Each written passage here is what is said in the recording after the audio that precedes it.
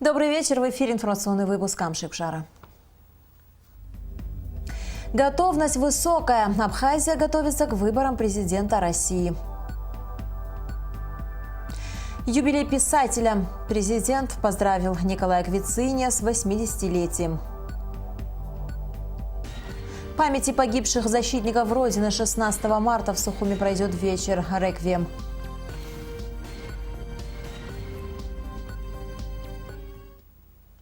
В воскресенье 18 марта пройдут выборы президента Российской Федерации. О том, как в Абхазии идет подготовка к предстоящему голосованию, расскажет Алика Трапш. Всего несколько дней осталось до дня выборов президента Российской Федерации. Чтобы предоставить гражданам России, постоянно проживающим в Абхазии, возможность максимально принять участие в голосовании, по республике создано 20 избирательных участков и столько же избирательных комиссий, которые уже начали подготовку ко дню голосования. С помощью местных, районных и городских администраций участковые избирательные комиссии готовят помещения, где будет проходить голосование. Мы очень признательны Центральной избирательной комиссии Абхазии за помощь, потому что весь необходимый выборный реквизит, а именно урны, кабины и прочее, предоставляют нам абхазские коллеги. Это все уже находится в довольно высокой степени готовности, и мы думаем, что выборы пройдут нормально. Принять участие в выборах президента Российской Федерации могут все граждане России, проживающие на территории Абхазии и достигшие 18-летнего возраста. При себе им необходимо иметь действительно российский паспорт. Что касается избирателей с просроченными российскими паспортами, то они тоже смогут принять участие в выборах. Есть соответствующее определение судебных инстанций Российской Федерации о том, что просроченность паспорта не лишает автоматически человека гражданства Российской Федерации. Поэтому, наверное, было бы неправильно лишать его права проголосовать на выборах. Человек, который предъявит просроченный паспорт членам участковой избирательной комиссии, будет вынужден подождать некоторое время, пока члены комиссии посовещаются. Возможно, у нас в это время будут соответствующие сотрудники работать в консульском отделе, которые будут проверять наличие соответствующего человека в базе данных по российскому гражданству. В общем, единственное, какие неудобства возможны при голосовании этой категории граждан, это необходимость немного подождать на избирательном участке, но я уверен, что право проголосовать им будет предоставлено. Тяжелобольные люди и инвалиды относятся к особой категории избирателей, потому им предоставляется право проголосовать на дому.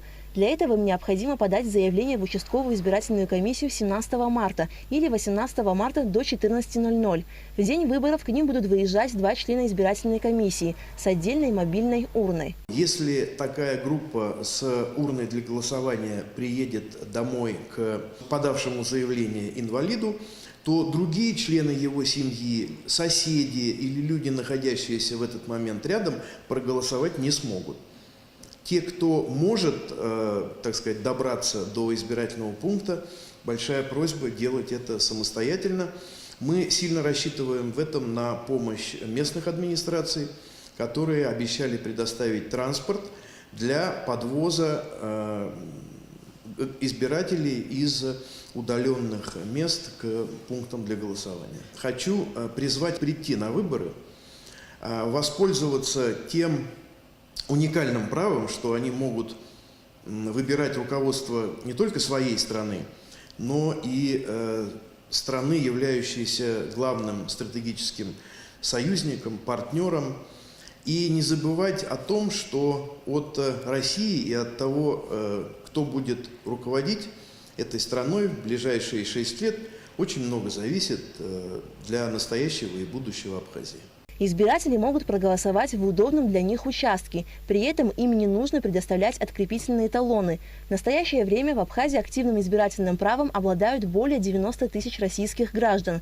Проведенный опрос показал, что они намерены прийти на выборы. Я пойду на выборы, это мой гражданский долг. Обязательно приму в участие в голосовании. Это, конечно, нельзя говорить, но буду голосовать за Путина, потому что это гарантия мира, свободы, независимости. И для молодежи, наверное, что будет интересно. Мне-то 75 лет, но я хочу, чтобы вам было хорошо. Я пойду на выборы, потому что это мой гражданский долг. Проголосую за Путина, потому что считаю, что он достойный президент. 18 марта, в день выборов президента Российской Федерации, в Абхазии обеспечивать безопасность на избирательных участках будут сотрудники МВД и СКБ республики. Алика Трапш, Беслан Джинджоли, Астамур Гожба, Абхазское телевидение. Сегодня клуб избирателей во главе с послом России в Абхазии Семеном Григорьевым посетил Абхазский государственный университет, чтобы призвать студентов, имеющих российское гражданство, принять участие в выборах президента России. Подробности очередного выездного заседания клуба избирателей в репортаже Ренаты Шакая. Вопросы предстоящих выборов президента Российской Федерации на территории Абхазии, в частности, возможность голосования для граждан с просроченными паспортами, обсудили члены клуба избирателей на выездном заседании в АГУ. Как отметил ректор университета Олег Угварами, выборы президента Российской Федерации всегда значимое событие и для нашей республики. Очень многие из вас являются гражданами и Абхазии, и России. А 18 марта, как вы все хорошо знаете, проводятся выборы президента Российской Федерации. Очень много на телевизионных каналах информации обо всех кандидатах в президенты. Но были всякие попытки уже чуть ли не сорвать эти выборы. Откуда это идет, всем нам известно. Но российское государство встало на ноги. Сегодня не считаться с Россией не может ни одно государство. Российское государство встало на ноги. Сегодня не считаться с Россией не может ни одно государство. Вопрос о допуске к процедуре голосования граждан с просроченными паспортами будет решаться каждым избирательным участком самостоятельно. Для этого необходимо явиться в день голосования на ближайший к вам избирательный участок и предъявить российский паспорт. Даже те, у кого паспорт просрочен, могут принять участие в выборах 18 марта.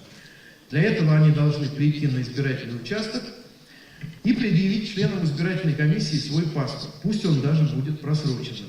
Потому что то, что паспорт просрочен, не лишает гражданина России российского гражданства и не лишает его избирательного права. Представители Россотрудничества выразили надежду на высокую явку избирателей, рассказали о том, как будет голосовать маломобильная категория граждан, дали разъяснения по другим вопросам. Задача клуба избирателей заключается в том, чтобы донести до максимального количества граждан, проживающих здесь, на территории Абхазии, о том, как проголосовать, где можно проголосовать, ответить на какие-то остро стоящие вопросы. Весна 2018 года – это очень такой серьезный, знаковый этап исторический в истории России и в истории отношений России и Абхазии. Собственно, как и любые другие выборы президента Российской Федерации. И у каждого из вас есть возможность внести свой вклад в эту историю, прикоснуться к этой истории и стать ее частью. Я также призываю вас прийти 18 марта и отдать свой голос за того кандидата, за которого вы считаете необходимым проголосовать. После завершения встречи у всех присутствующих была возможность задать представителям российского посольства и Россотрудничества интересующие их вопросы. Рената Шакая, Тимур Гогохи, Абхазское телевидение. Несколько дней назад премьер-министр Грузии Георгий Квирикашвили сделал ряд заявлений, в которых, в частности, отметил, что готов лично принять участие в женевских консультациях. По словам Квирикашвили, грузинские власти выражают готовность к прямому диалогу с абхазами и осетинами. В интервью «Обснапресс» министр иностранных дел Абхазии Даур Кови, комментируя высказывание грузинского премьера, отметил, что в ходе женевских международных дискуссий абхазская сторона сталкивается с полным непониманием грузинской стороной существующих проблем и категорическим отказом от принятия совместного документа о неприменении силы. С точки зрения МИД Абхазии, принятие подобного документа может стать хорошей основой для грузино-абхазских переговоров с целью урегулирования межгосударственных взаимоотношений между Абхазией и Грузией при посредничестве Российской Федерации и других международных акторов, участвующих в процессе мирного урегулирования. Для реализации подобной инициативы, по словам Даура Кови, необходимо создать надежную платформу, на которой будет базироваться весь процесс. Такой основой и может стать принятие документа о неприменении силы. Вместе с тем, Даур Кови выразил надежду, что на этот раз грузинские власти продемонстрируют политическую волю и приступят к практической реализации собственных заявлений. Абхазскому писателю Николаю Квицине исполнилось 80 лет. Сегодня юбиляра принял президент Рауль Хаджимба. Поздравляя писателя, глава государства отметил, что его произведения являются неотъемлемой частью классической абхазской литературы. И творчество Николая Квицине внесло большой вклад в ее становление и развитие. Присутствовавший на встрече советник президента Владимир Зантария также поздравил писателя с юбилеем и подчеркнул, что за годы, когда Николай Квицине возглавлял журнал «Алашара», увидели свет лучшие произведения многих абхазских авторов. В честь юбилея писателя готовится к изданию сборник его произведений. Ранее президент оказал помощь в издании десятитомника Николая Квицине, в который вошли все его произведения. При этом писатель рассказал, что у него еще много творческих замыслов, которые ему хотелось бы реализовать. Юбиляр поблагодарил Рауля Хаджимба за прием и особенно за подарок 80-летию. Недавно я завершил издание десятитомного собрания сочинений. А сейчас вот несколько книг в связи с 80-летием будет выходить в издательстве у нас Алашара. Я думаю, что то, что издается сейчас, не хуже. Это последние мои произведения последних лет. То есть после того, как совершу издание всех этих книг, я хотел бы встретиться с моими читателями. Я думаю, что так и будет. Обсудим, что у нас получилось. 16 марта в Абхазском драматическом театре имени Чанба пройдет вечер «Реквием», посвященный памяти павших за освобождение Сухума в мартовском наступлении в ходе Отечественной войны народа Абхазии. Автор проекта – народный артист Абхазии, дирижер Надар Чанба, организатор Министерства культуры и охраны историко-культурного наследия. По словам организаторов, в нашей стране мероприятие такого масштаба организовывается впервые. На сцене Абхазского театра будет исполнено всемирно известное произведение Моцарта «Реквием». Проект международный. Участие в нем примут Государственная хоровая капелла Абхазии, Государственный симфонический оркестр Республики Адыгея, солисты Абхазской государственной филармонии имени Раждина Гумба, солистка Москонцерта Любовь Молина, солист Московского академического музыкального театра имени Станиславского и Немировича Данченко Артем Сафронов. По словам организаторов вечера «Реквием», идея создать подобный проект возникла давно. Для нас это очень важное мероприятие. Ну, во-первых, потому что это день памяти тех, кого сегодня нет с нами. Во-вторых, потому что это очень масштабное культурное мероприятие для всех, кто любит, понимает, стремится к музыке. Ну и, конечно, еще потому, что это одно из тех мероприятий, которое возвращает на абхазскую сцену нашего дорогого, уважаемого, известного далеко за пределами Абхазии дирижера, композитора Надара Чанба. Впервые за всю историю существования капеллы мы исполняем такое крупное произведение, шедевр мировой музыкальной классики «Реквием» Моцарта. И вот этот шедевр мы посвящаем памяти жертв войны. И мне как музыканту очень приятно и как какое-то особое чувство, потому что, да, мы пели, капелла, естественно, пела и мессы более мелкого масштаба, скажем, и более крупные сочинения, но вот так, чтобы полностью реквием, это будет впервые происходить, поэтому то, что вот такой значимый и для нашего коллектива концерт будет посвящен именно жертвам, а потом, естественно, мы будем и в дальнейшем исполнять. Министерство по курортам и туризму Абхазии при поддержке Торгово-промышленной палаты республики принимает участие в 25-й международной выставке в Москве МИД-2018 «Путешествия и туризм», представляя консолидированный стенд туристических организаций страны. На стенде представлена национальная туристическая компания «Турист», гильдия ательеров, «Руссалтур», комплекс «Новоафонская пещера», «Аква Абаза» и другие туристические организации. Официальный национальный павильон Абхазии является площадкой для презентации турпродуктов и туристических маршрутов, уникальных возможностей в части отдыха и путешествий, которыми обладает Абхазия. А торгово-промышленная палата представляет широкий спектр алкогольной, пищевой, печатной и сувенирной продукции, производимой в республике. В Сухуме прошел первый международный форум некоммерческих организаций Абхазии, организованный Ассоциацией НКО Абхазии и ее председателем Сонером Гогуа. Участники форума обсудили проблемы и задачи гражданского общества, воспитание подрастающего поколения и многие другие вопросы. В работе форума приняли участие представители общественных организаций Абхазии, а также приглашенные эксперты из России и Армении. Цель форума – информирование общества о деятельности общественных организаций, определение важных тем для дальнейшей деятельности НКО, налаживание взаимодействия с правительственным сектором путем создания открытых площадок для диалога и информирования, создание условий для более эффективной социальной поддержки населения, развитие активного гражданского общества как неотъемлемого элемента демократического государства. Этот форум организован Ассоциацией некоммерческих организаций Абхазии, которая была создана, идея этой ассоциации появилась летом 2017 года и официально уже зарегистрирована была 8 ноября 2017 года в Минюсте. В эту организацию входят у нас 13 участников. Деятельность некоммерческих организаций республики построена на открытости, направленной на решение разносторонних проблем государства. На сотрудничестве гражданского общества с властью отмечалось в выступлениях. Это важно, наверное, когда есть организации и люди, у которых гражданская мотивация и для которых ориентиром являются определенные ценности и принципы.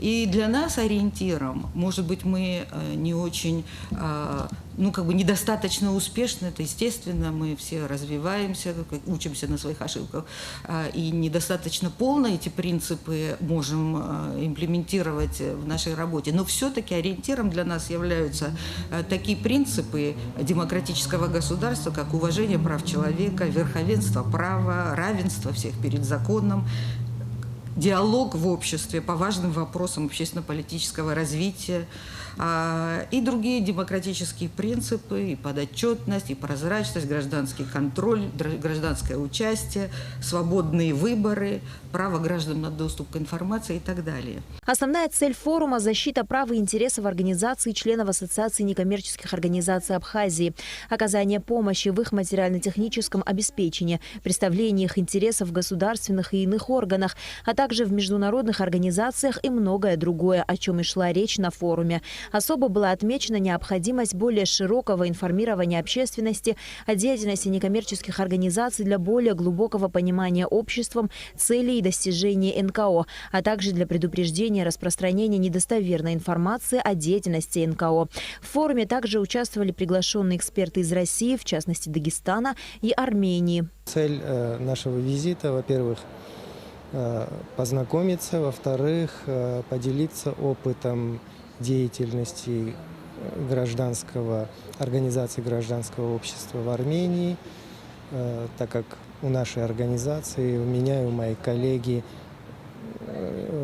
большой опыт работы в этой области. Доклады очень интересные, очень на самом деле. И нас, честно говоря, записали как экспертов, но мы не чувствуем себя как эксперты здесь, мы просто как коллеги себя ощущаем на этом форуме. Сегодняшнее мероприятие для меня еще раз повод понять, что я правильно сюда приехал, потому что я вижу открытость людей, я вижу, что некоммерческий сектор Абхазии крепко стоит на ногах, и я желаю, чтобы он еще укрепился, чтобы он больше стал в жизни Абхазии играть большую роль и нашел взаимодействие в конце концов с властью.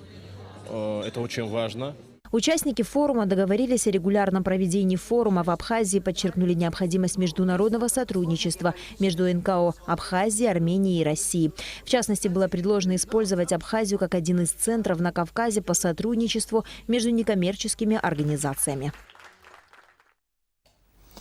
Более 200 абитуриентов, которые поступают в вузы Российской Федерации, сдавали сегодня в Сухуме экзамен по абхазскому языку. Согласно постановлению Народного собрания от 5 февраля 2014 года, все абитуриенты, поступающие в российские вузы, обязаны сдавать экзамен по государственному языку.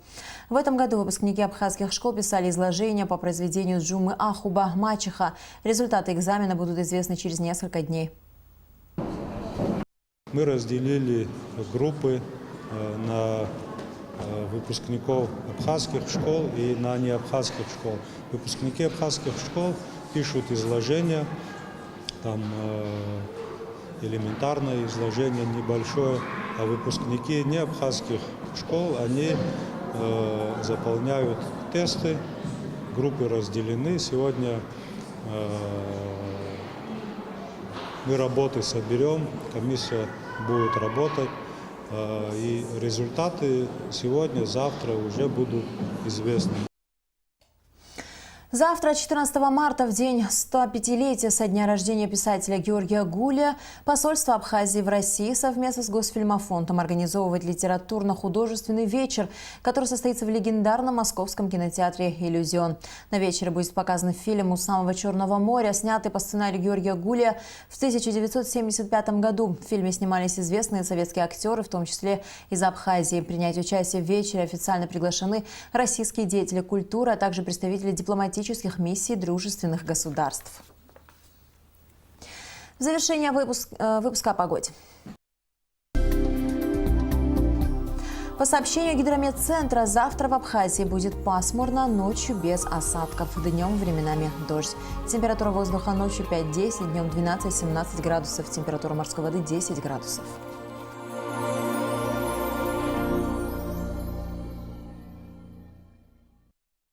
На этом наш выпуск завершен. До скорых встреч в эфире.